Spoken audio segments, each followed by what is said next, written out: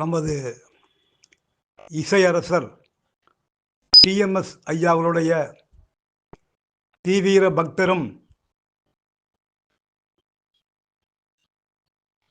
பரிசுச்சிட்டு சக்கரவர்த்தி என்ற பட்டத்தை பெற்றவரும் அகில இந்திய டிஎம்எஸ் ரசிகர் மன்றத்தின் தலைவராக இருந்தவரும்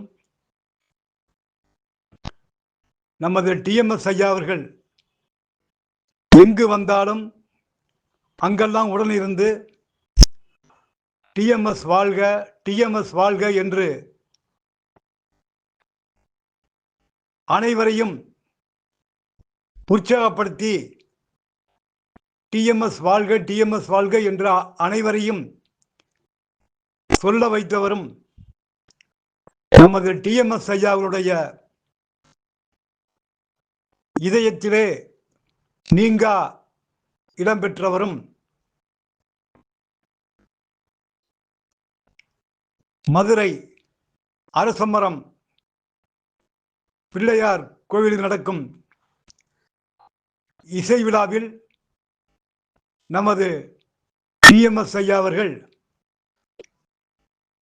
பாடிக்கொண்டிருக்கும் பொழுது அங்கு உண்டியலை ஏலம் விடுவார்கள்.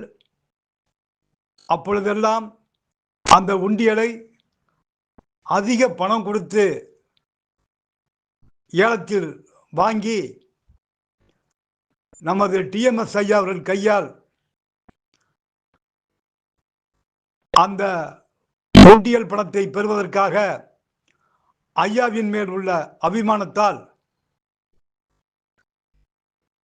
எவ்வளவு பெரிய தொகையாக இருந்தாலும் அதை கொடுத்து அவர் வாங்கி ஐயாவின் புகழையெல்லாம் பாடிக்கொண்டிருந்தார். டிஎம்எஸ் ஐயா அவர்கள் மதுரைக்கு எந்த விழாவிற்கு வந்தாலும் அவரை உடனிருந்து அழைத்து அவருக்கு வேண்டிய பணிவிடைகள் எல்லாம் செய்து கொடுத்து ஐயாவின் அன்பை பெற்றவர். தன்னை விட வயதில் குறைந்த நண்பர்களாக இருந்தாலும் அவர்களெல்லாம் மரியாதையோடு அழைத்து அனைவரையும் ஒன்று கூடி அந்த மன்றத்தை நல்ல வழியில் நடத்தி வந்து கொண்டிருந்தார். தனது உடல்நிலை குறைவு காரணமாக அவரது பணிகளிலிருந்து ஓய்வு பெற்று வீட்டில் இருந்தாலும் ஐயாவின் பெயரால் நடக்கும் எந்த ஒரு விழா நிகழ்ச்சியானாலும் தன் உடல் நலத்தை கூட பார்க்காமல் அந்த விழாவில் கலந்து கொள்வதை ஒரு பெரிய ஒரு பெருமையாகவும் பாக்கியமாகவும் கருதி வாழ்ந்தவர். நமது டிஎம்எஸ் ஐயா அவர்களை பற்றி அனைவரிடமும் தனது அனுபவங்களை எல்லாம் சொல்லி மேல்ச்சடைவார். அவர் எந்த ஒரு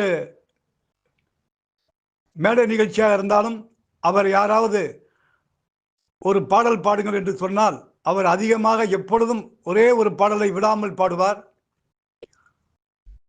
அந்த பாடல் ஒன்னா இருக்க கத்துக்கணும், இந்த உண்மையை சொன்னா ஒத்துக்கணும். இந்த பாடலை அவர் மேடையில் நமது ஐயா அவர்களை வைத்துக்கொண்டு பல முறை பாடி ஐயாவின் பாராட்டை பெற்றவர். ஒரு முறை மதுரை அரசமரம் பிள்ளையார் கோவிலில் ஐயாவின் நிகழ்ச்சி நடந்து கொண்டிருக்கும் பொழுது ஐயாவிடம் சென்று வளர்பிறை என்ற படத்தில் ஐயா அவர்கள் பாடிய பூஜ்ஜியத்துக்குள்ளே ஒரு ராஜ்ஜியத்தை ஆண்டு கொண்டு புரியாமலே இருப்பான் ஒருவன் அப்படிங்கிற பாடலை பாடுங்கள் என்று சொல்லி கிட்டத்தட்ட ஒரு 40 வருடங்களுக்கு முன்பாகவே அந்த பாடலை பாடியதற்காக ஐயா அவர்களை பாராட்டி ஐயாவுக்கு ஒரு பெரிய தொகையை அந்த மேடையில் அவர் தனது அன்பளிப்பாக வழங்கினார். இதையெல்லாம் நான் நேரில் பார்த்து மகிழ்ந்தவன். இன்று அவர் மறைந்து விட்டார் என்ற செய்தியை கேட்கும் பொழுது மிகவும் மனதிற்கு வேதனையாக இருக்கிறது. மலரும் நினைவுகளைப் போல அவருடன் பழகிய சில அனுபவங்களை எல்லாம் இந்த நேரத்தில் நான் பகிர்ந்து கொள்வதில் மிக்க பெருமை அடைகின்றேன். அவரது ஆன்மா சாந்தி அடையட்டும். இசையரசர் அவர்களின் நிழலில் அவர் இளைப்பாரட்டும் என்று சொல்லி RS கோகுலன் ஐயா அவருடைய பெருமை, அவர் செய்த சேவையெல்லாம் என்றும் வாழட்டும் என்று சொல்லி எனது பேச்சை முடித்துக் கொள்கிறேன். அவர் ஆன்மா சாந்தி அடையட்டும். ஓம் சாந்தி, ஓம் சாந்தி, ஓம் சாந்தி.